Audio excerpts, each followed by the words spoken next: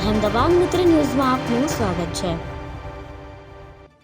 માણાવદરમાં થોડા દિવસ અગાઉ ₹9,30,000 જેલ ઝડપે લૂંટ કરવામાં આવી હતી। માણાવદરમાં કપાસી દલાલીનું કામ કરતા પૂર્વ નગરપાલિકા પ્રમુખ દિનેશ કાલરિયાએ ગુણાતીત મિલમાંથી ₹9.30 લાખનું પેમેન્ટ લઈ જૂનાગઢ રોડ ઉપર આવેલ સનલાઇટ કોટેક્સ મિલમાં આપવા માટે જતા હતા, ત્યારે અજાણ્યા શખ્સોએ બાઇક ઉપર આવી લૂંટ ચલાવી હતી। તો વંથલી પોલીસે આ મામલે તપાસ હાથ ધરતા જેમાં ફરિયાદી જ આરોપી નીકળતા પોલીસે દિનેશ કાલરિયા નામના વ્યક્તિની ધરપકડ કરી છે તેમજ આગળની કાર્યવાહી હાથ ધરી છે।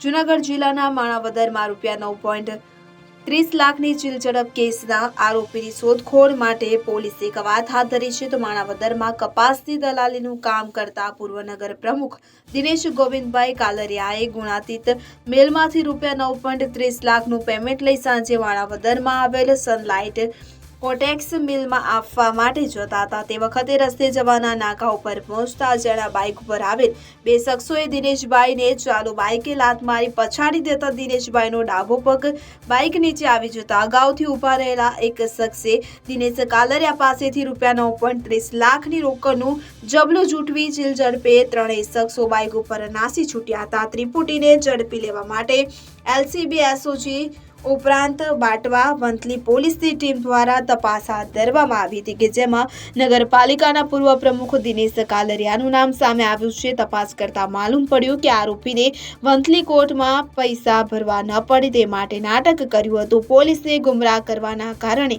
દિનેશ કાલરિયાની ધરપકડ કરવામાં આવી।